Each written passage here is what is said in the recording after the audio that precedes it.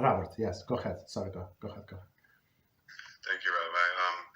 About the like swallowing a pill that has a bitter taste. What if it's not a medicine? What if it's like a vitamin or something?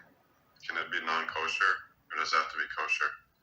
It's as you said, preferably to find in a kosher substitute. So I specifically said about vitamins. Go to after the class. Go to koshervitamins.com. I mean, if it's kosher, it should be there, or it should have some kind of substitution. Right. So, but if don't, so I mean, technically, the most lenient opinion that I saw, just so you know, so we can, if in cases of the need, we can, thank you, we can go by the most lenient opinion, so you can swallow, because one more time, it's not eating you. This, even though like let's say capsule is from it's usually from the pig. I don't remember what name they used, and I had to call the company and say, what does it word mean? Please tell me. I could not find in the dictionary. I don't remember. I said, no, it's actually the pig bones, the pig sin. I always vomited. I said, okay, no, don't continue.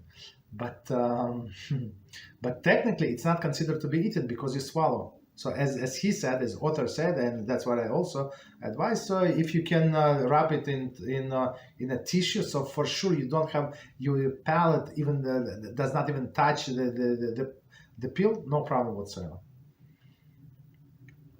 But one more thing that we must mention. So just keep in your mind, even though some things are available or allowable.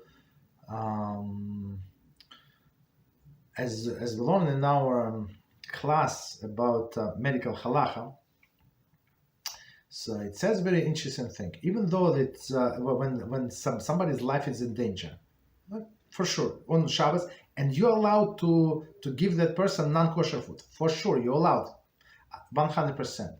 But it says clearly, I would say, just say, if it's possible, if this person can wait, it's preferable to kill the whole cow, to prepare the meat and give him a kosher piece of meat.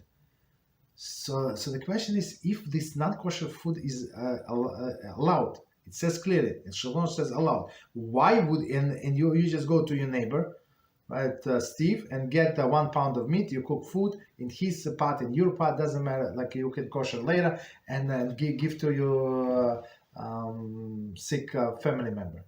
Why would I go get all these people involved, get a cow, get a shechter, this and that on Shabbos? It's so much work. Why would I do that?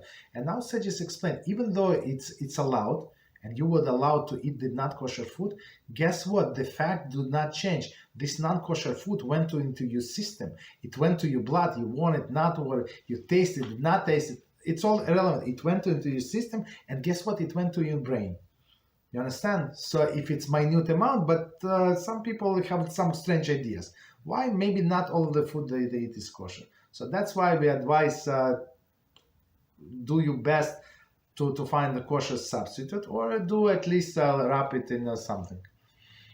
Okay, but if eaten even in permissible manner, so we have to remember it's going to affect our soul.